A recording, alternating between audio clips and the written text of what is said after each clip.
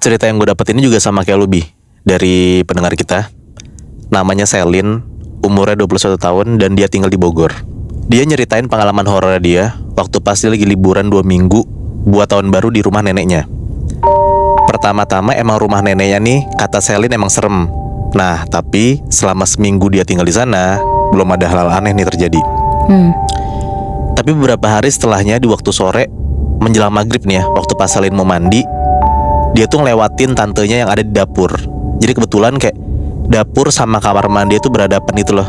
Jadi kalau misalnya lo ke arah dapur, ya lo pasti lo depan-depanan juga sama kamar mandi gitu.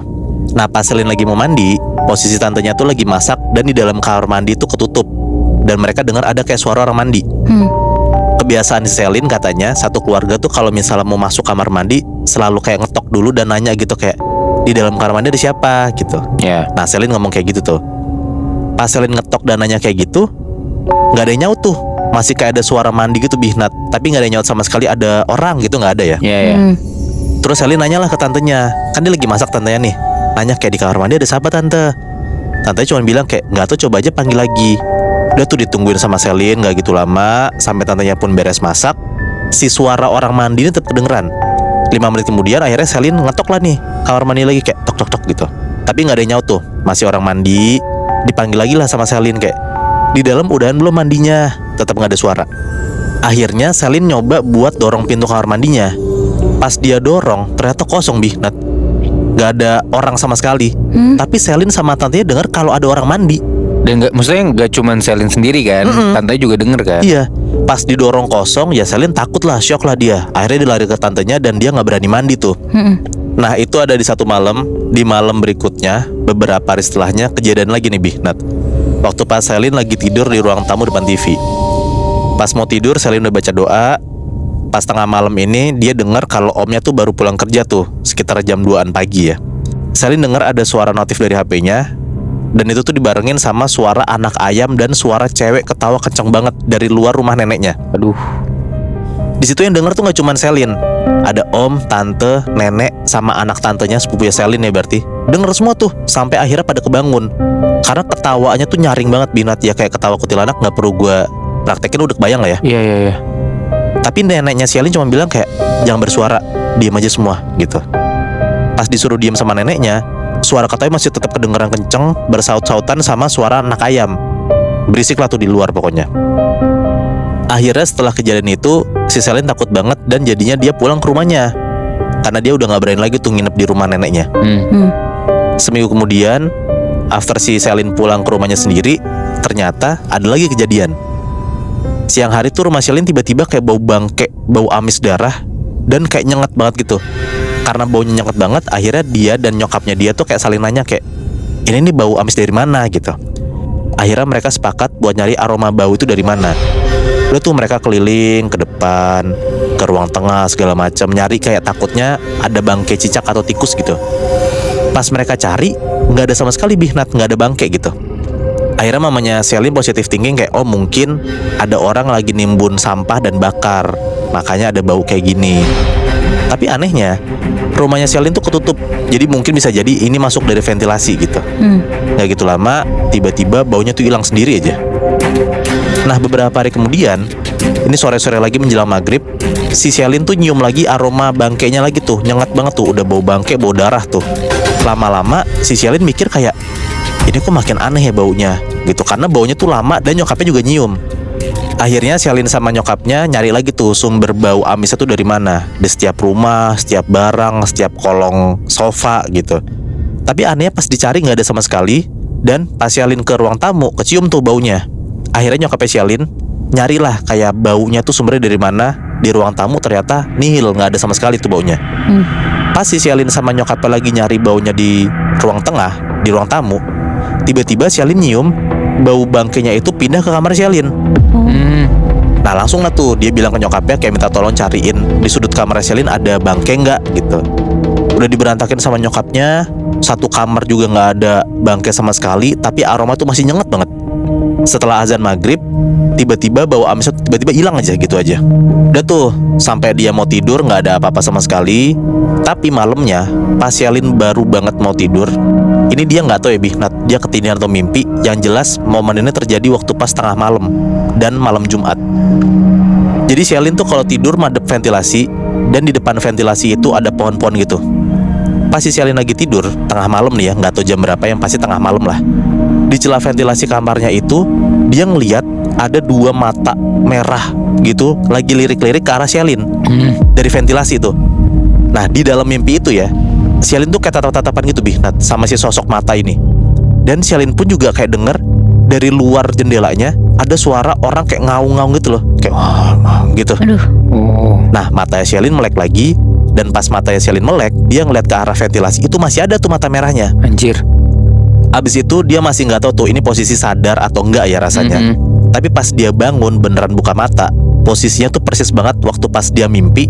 Dia melek mata ke arah si ventilasi, dan dia lihat nggak ada sama sekali si sosok mata itu, hilang aja. Oke.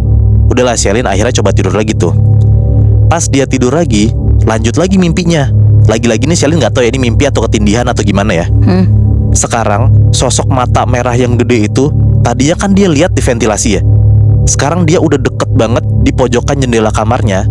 Dan Shelin nggak cuma ngelihat mata doang, tapi ada sosok kuntilanak pakai baju merah, rambutnya berantakan, gimbal gitu, mukanya hancur, bau amisnya tuh persis banget kayak bau amis yang dia sama nyokapnya cium. Anjir.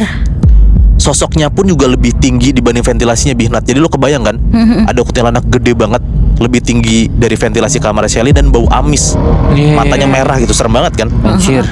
Di situ akhirnya dia sadar, kayaknya ini tuh mimpi di dalam mimpi gitu. Pas Shelin bangun, posisi tidur tuh persis banget sama kayak waktu pas dia mimpi. Dan pas dia lihat di pojokan nggak ada apa-apa. Nah tapi setiap Shelin merem dan baru banget kayak nyawanya hilang mau tidur, nongol lagi tuh si sosok ini, kelihatan lagi kuntilanak ini. Akhirnya Shelin nggak berani tidur, dan akhirnya dia tuh kayak mending nunggu azan subuh biar dia sholat gitu. Pas dia sholat dan berdoa buat kayak dijauhin sama hal mistis gitu, akhirnya si sosok dan bau amis ini udah hilang lah. Nah tapi sampai sekarang dia tuh nggak tahu sosok ini tuh asalnya beneran dari rumah neneknya atau beneran kayak penunggu rumahnya itu. Ya either way, mau di rumah dia atau di rumah neneknya, gue nggak tahu siapa yang bisa dilakukan ya selain emang berdoa dan mungkin mencoba membersihkan diri gitu. Iya, gue nggak kebayang masalahnya kayak waktu pas lo di rumah nenek lo digangguin, terus pas di rumah lo digangguin sama sosok kuntilanak kayak gitu, serem banget kan? Iya, karena kalau misalkan emang gedenya si kuntilanak itu gede banget dan suaranya pun segede itu ya, sampai yang satu rumah neneknya, yang maksudnya kita asumsikan sosoknya sama gitu. Iya. Serem banget sih. Banget Bih.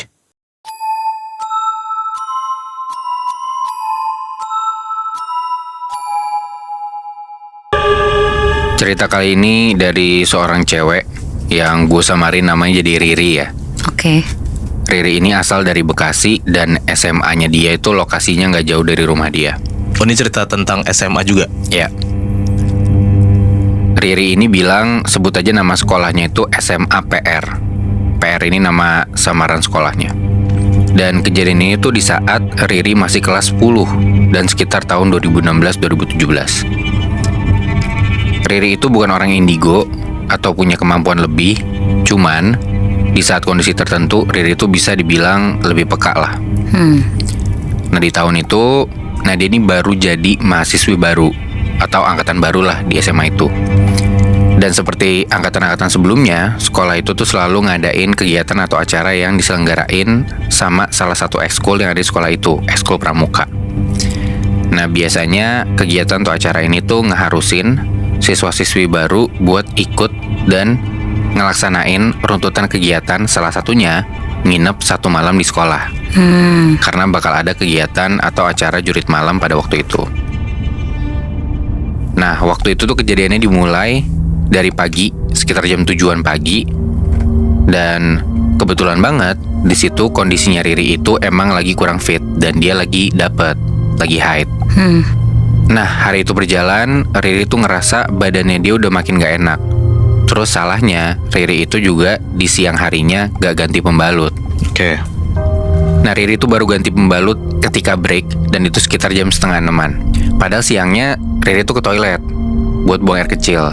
Nah, kenapa dia nggak ganti pas siang-siang? Kenapa baru sore? Karena dia ngerasa ya dia baru ganti tuh maghrib aja lah. Karena nggak perlu-perlu amat gitu buat ganti di siang hari.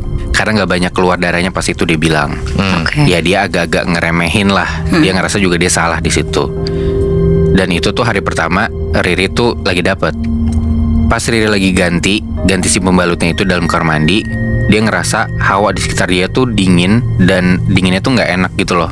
Mungkin agak-agak lembab gitu ya. Ditambah lagi kondisi Riri yang lagi dapet itu plus capek seharian. Riri buru-buru lah ngebersihin, dan di saat Riri lagi bersih-bersih itu dia ngedengar ada suara orang manggil. Nah, Riri pikir ya itu temennya dia, disautin lah. Kenapa nak? Di situ nama temennya Nana gitu ya.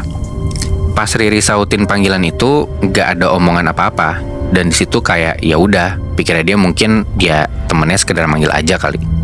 Nah, pas Riri udah mau selesai bersih-bersihin itu, Riri panggil lagi nih temennya dia. Nak, masih di depan kan?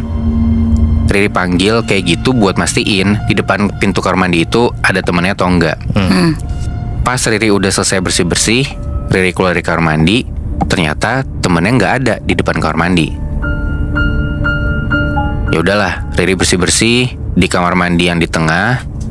Sebenarnya pas Riri lagi buka pintu kamar mandi, itu dari pantulan kaca atau cermin, Riri ngeliat ada orang pakai baju putih lagi berdiri di kamar mandi sebelahnya dia.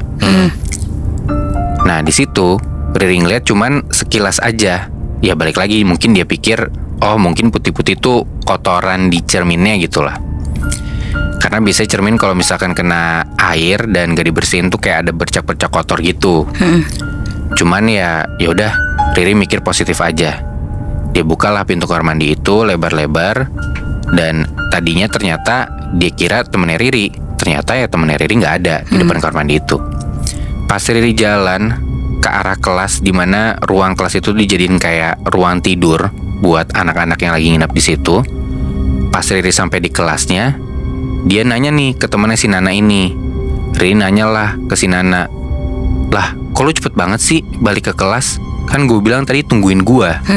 Nah, spontan temennya ini heran dan langsung bilang, lah apaan sih, orang gue tadi di kelas nyariin lu dari mana?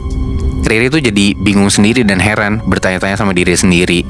Terus yang tadi Riri mintain tolong temennya dan manggil Riri itu siapa gitu kan? Iya. Nah, di situ Riri berusaha buat ya udah deh, lagi-lagi dia positive thinking aja, dan dia nggak ceritain dulu tuh apa yang dia rasain ke temennya. Selesai semua siswa-siswi itu pada sholat maghrib, ngaji, dan sholat isya, lanjutlah kegiatan. Nah, kegiatan setelah ini adalah Riri sama teman-temannya satu sekolah itu pada ke lapangan. Nah, semua siswa-siswi yang ikut kegiatan itu ngumpul dan baris berbaris gitu di lapangan. Yang mana barisan ini tuh ngelilingin lapangan dan ngebentuk di sisi-sisi lapangan gitu. Kebayang ya? Dan posisinya Riri ini dia tuh berdiri di paling depan. Nah, si Riri ini selain posisinya tuh baris di paling depan, dia itu ngadep ke arah kamar mandi. Jadi seberang-seberangan sama kamar mandi. Sedangkan di kanannya dia itu tusuk sate ke arah lapangan adalah ruang laboratorium IPA. Lebih detailnya, kalau serong kanan dari pandangannya dia itu kamar mandi, dan kalau dia nengok ke kanan itu kelihatan ruang lab IPA. Nah, di antara barisan-barisan yang baris di lapangan itu ada nih pemimpin barisan. Nah, posisi pemimpin barisan ini tuh seberang-seberangan sama Riri. Kegiatan jalan sekitar jam 10 atau jam setengah 11-an malam. Sebelum pemimpin barisan ini nyiapin barisan, itu mereka semua yang ada di bagian paling depan, yang baris paling depan, itu dikasih lilin Cina. Dan lilin Cina itu dinyalain. Pas si pemimpin barisan ini mulai aba-aba, perhatian, rapikan barisan. Nah, di saat itu juga pemimpin barisan tuh nyiapin. Posisinya si Riri itu yang awalnya nunduk terus jadi tegak. Di situ Riri lihat dengan jelas di belakang si pemimpin barisan itu ada sosok hitam, legam, besar, tapi wujudnya tuh kayak bayangan. Terus Riri ngelihat ada 2 bola mata merah di sosok yang hitam itu. Di situ Riri berusaha buat gak ngedipin mata sama sekali, karena Riri gak mau dia jadi kehilangan sosok ini dari penglihatannya dia. Karena dia mikir kalau misalkan gua ngedip, ini kayaknya sosoknya bakal hilang nih. Akhirnya diperhatiin terus lah. Nah, semakin Riri perhatiin, wujudnya si sosok hitam ini tuh benar-benar jelas bentuknya kayak gimana. Nah, cuman karena matanya Riri ini makin pedih karena nahan untuk gak ngedip, akhirnya Riri ngedip lah. Dan wujud itu akhirnya hilang dari pandangannya dia. Oke. Nah, setelah ngedip, si Riri itu kayak refleks mencari di mana tuh si wujud yang hitam legam ini. Ternyata pas dilihat lagi, Riri tuh ngeliat si wujud itu hilang dan udah berada di depan lab IPA. Yang udah Riri bilang tadi, sebelum pemimpin barisan nyiapin barisan, orang di depan dikasih lilin Cina kan, dan dinyalain. Oh ya. Setelah Riri ngeliat wujud atau bayangan itu hilang, api dari lilin Cina yang dipegang sama si Riri itu kehembus angin. Nah, padahal udara di malam itu tuh biasa aja, gak ada kerasa angin hembusan sama sekali di situ. Tapi anehnya, arah api dari lilin yang dipegang sama Riri itu tuh kalau misalkan nih ya, kehembus angin dari kanan, berarti kan arah apinya tuh kiri. Iya. Nah, ini tuh malah arah apinya ke kanan. Jadi kayak arah apinya tuh ngelawan dari angin itu sendiri. Iya, iya. Sedangkan Riri ngeliat teman-temannya di kanan kirinya itu tuh arah apinya sesuai sama angin itu. Di situ Riri mikir, kenapa arah apinya beda ya? Dan anginnya pun sebenarnya nggak kerasa sekenceng itu. Setelah Riri mikir kayak gitu, Riri lagi-lagi berusaha buat positive thinking dan dia coba atur nafas dia sendiri. Cuman walaupun dia positive thinking, dia merasa dan dia nyoba buat kenapa nih si lilin gue aneh gitu kan bentukannya. Bener aja, di saat dia lagi nyari tahu kenapa lilin dia bisa kayak gitu, lilin ini perhatiin jelas-jelas banget arah dari api ini. Dan bener aja, pas Riri perhatiin jelas-jelas arah api ini tuh mengarah berlawanan dan apinya ngarah ke arah lab IPA. Kebayang nggak? Oh, ya. Jadi si apinya ini kan ngobar ke atas, tapi arahnya ke arah lab IPA. Yeah. Jadi kayak seakan-akan ada sesuatu nih di lab IPA ini. Iya. Riri langsung ngomong ke temannya dia yang ada di kanan sama kirinya dia. Lihat deh, arah api lilin gua kok berlawanan arah ya? Jawaban mereka, alah itu mah karena nafas lo aja kali. Nah, di situ Riri mikir hal yang sama teman-temannya. Oh ya, mungkin apa karena nafas gua ya? Nah, setelah nanya ke teman-temannya dia dan mikir kayak gitu, Riri akhirnya minta tolong lah ke teman Riri yang ada di belakangnya dia buat ngegantiin Riri megangin lilin itu. Sekaligus di situ temennya nggak ya biasa aja, udah sini deh, gue yang pegang gitu. Terus karena masih penasaran, Riri ngeliat lagi arah lilin api yang dipegang sama temennya, dan arah apinya udah berubah. Kalau tadinya sama dia tuh arahnya beda, dipegang sama temennya biasa aja, Normal sama seperti aja yang ya? lain, normal-normal aja. Terus Riri bilang ke temennya, lah kok arah lilinnya dipegang sama lu biasa aja sih, nggak kayak gua? Ya benar ya, mau gimana lagi, temennya juga bingung kan. Ini biasa aja kok, lu yang salah lihat kali. Nah, jawaban itu tuh bikin Riri mikir, ya udah deh, gue yang pegang aja deh lilinnya. Kenapa bisa kayak gitu ya? Dia karena saking penasarannya, dia mau cari tahu sendiri, dia ambil lagi lah lilinnya itu, dan Riri baris lagi tuh paling depan. Yang tadi Riri bilang juga, hilangnya wujud atau bayangan itu kan pas Riri ngedip, dan pas dia lihat lagi, tepat itu tuh ada di lab IPA. Abis itu hilang wujudnya. Iya. Nah, pas si Riri ini balik megang lilin itu, arah api lilin ini balik lagi ke arah lab IPA itu lagi. Oke.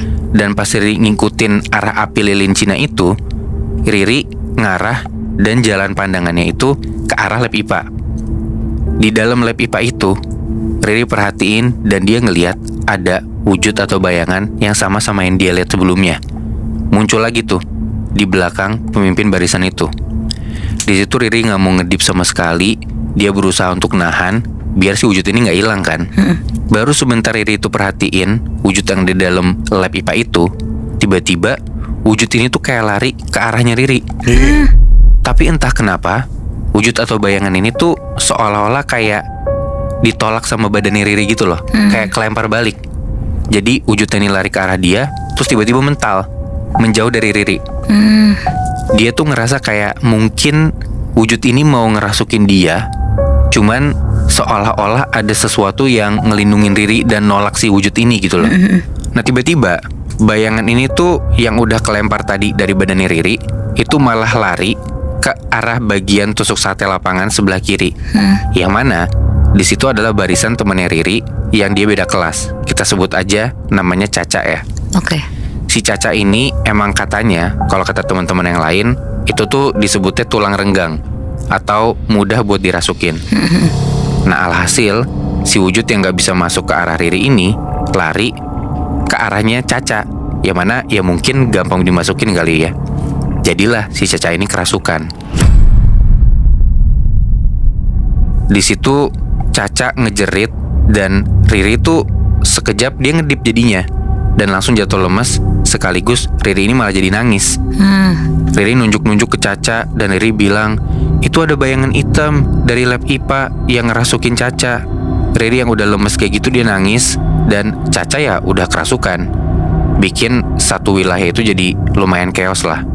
Dan dari situ akhirnya Riri dan Caca itu dibawa ke salah satu ruangan yang ada di samping kamar mandi. Dan itu adalah ruangan voli, yang mana di ruangan itu ada guru agama cowok dan ada satu lagi guru cewek. Kita sebut aja Bu Lili ya. Bu Lili ini malah marah-marah ke Riri dan Caca. Bu Lili marah ke Riri dan Caca seakan-akan kayak ya mereka berdua tuh mau ngebohongin semua siswa dan mau bikin suasana acara ini jadi jelek gitu loh. Sampai Riri dan Caca itu diancam sama si Bu Lili ini buat ngulang acara atau ngulang ikutin kegiatan itu di tahun berikutnya bersama dengan murid-murid baru lainnya nanti. Kayak coba lo bayangin ya, si dua cewek ini dalam keadaan yang mereka tuh ketakutan banget, tapi ya mereka malah disalah-salahin dan dimarah-marahin sama si guru ini. Gara-gara hal itu akhirnya orang tuanya Riri dan Caca dipanggil lah dan disuruh bawa pulang mereka berdua. Si Caca ini ternyata kerasukannya cukup lama Nat, Muy. Dan di situ Riri nggak tahu lah setelahnya kondisinya si Caca tuh gimana. Pokoknya setibanya si ibunya Riri datang ke sekolah, Riri udah dijemput. Ibunya Riri diajak ngomong sama si Bu Lili ini, dan Bu Lili tuh ngomong, anak ibu tolong ya, gak usah melakukan hal-hal yang buat kegiatan jadi hancur. Kurang lebih kayak gitulah, kata Riri. Nah ibunya Riri jawab, yang menurut Riri, ini jawabannya agak aneh. Ibunya tuh bilang, anak ini mau dijahati dan saya akan lindungin. Ya agak-agak aneh juga sih, maksudnya di antara kejadiannya seperti itu, tiba-tiba nyokapnya ngomong hal-hal yang agak-agak abstrak lah. Tapi ya balik lagi, setelah itu gurunya responnya cuman, oh ya udah, anak ibu dibawa pergi aja. Si guru ini tuh kelihatan kayak agak takut, tapi tetap nunjukin kalau dia tuh nggak suka sama Riri. Yang ya menurut si guru ini, Riri tuh udah buat acara jadi chaos lah, jadi nggak berjalan dengan lancar. Padahal ya menurut Riri bukan salah gue juga nggak tahu kenapa tiba-tiba bisa kayak gitu. Di perjalanan pulang, ibunya Riri nggak bahas apapun dan sampai di rumah, ibunya Riri baru bilang, kamu lagi dapet, lagi haid, kenapa nggak bersih-bersih sih? Kamu juga capek, udah kamu bersih-bersih deh, habis itu tidur, kata ibunya gitu. Nah, omongan dari ibunya Riri tuh nggak ada yang ganjel atau aneh menurut dia. Tapi Riri tuh kayak seakan-akan dibuat gak nyaman pas Riri ini lagi tidur. Karena pas Riri lagi tidur, dia tuh tiba-tiba dibisikin dan suaranya mirip kayak suara ibunya. Riri dibisikin kurang lebih kayak gini Nat, Moy. Aku melindungimu dari mereka yang jahat. Nah di situ Riri tuh yang lagi ngantuk dia bilang, apa sih bu? Udah Riri mau tidur. Dan di situ ibunya Riri tiba-tiba diem dan hening. Dan keadaannya memang di situ di dalam rumah itu tuh cuman ada Riri sama ibunya. Karena ayahnya lagi kerja shift malam. Jadi mereka cuma berdua tuh. Ya di pikiran Riri, ya siapa lagi yang bisikin gue selain nyokap gue gitu kan. Dan setelah kejadian itu harusnya besokannya Riri itu dibersihin sama kakeknya dia. Yang mana kakeknya ini bapak dari ayah dia. Cuman kata bapaknya Riri, ya gak apa-apa, Riri cuman kecapean aja. Jadinya Riri gak dibersihin tuh. Selama 3 hari setelah kejadian itu, Riri tuh selalu ngelihat makhluk-makhluk yang macem-macem banget, Nat, Moy. Dan tepat di hari ketiga, itu benar-benar Riri kerasukan. Dan itu tuh kejadiannya sebelum kakeknya Riri datang buat ngebersihin si Riri ini. Kata orang tua dan tetangga-tetangganya Riri yang ngelihat Riri pas kerasukan itu, mereka ngelihat kalau Riri ini cuman teriak-teriak aja dan Riri bilang, "Aku tidak suka anak ini hidup." Kerasukannya sampai kayak gitu. Dan setelah kakeknya Riri datang, gak tahu kenapa makhluk-makhluk itu tuh ngerasa takut sama kehadiran kakeknya si Riri. Setelah Riri dibersihin, kakeknya cuma bilang, "Udah Riri gak apa-apa, udah dibersihin kok, udah dijagain juga sama tetua." Nah, kata kakeknya Riri, tetua itu tuh kayak nenek dari kakeknya dia ini. Oke. Dan setelah dibersihin itu, Riri tuh jadi kayak lebih sensitif dan dia bisa ngerasain kalau misalkan ada makhluk halus di sekitar dia. Cuman ya sekarang Riri bilang sih dia lebih bisa menerima sama apa yang terjadi sama diri dia. Terus Bi, berarti itu tuh ketahuan gak sih yang masukin kayak ngerasuk-rasukin ke badannya Riri itu siapa? Waktu di sekolah itu, dia sih nggak ceritain ya Nat ya. Cuman ya gue nggak tahu apakah emang itu penunggu dari sekolahnya yang marah gara-gara Riri itu lagi dapet, atau gimana, gue nggak paham juga sih. Kalau yang pas di rumah? Wah, itu juga gue penasaran sih sebenarnya. Gue juga nggak tahu tuh, karena dia nggak ceritain apakah memang benar-benar itu ibunya atau memang ternyata itu nenek dari kakeknya yang udah datang duluan. Bisa jadi sih.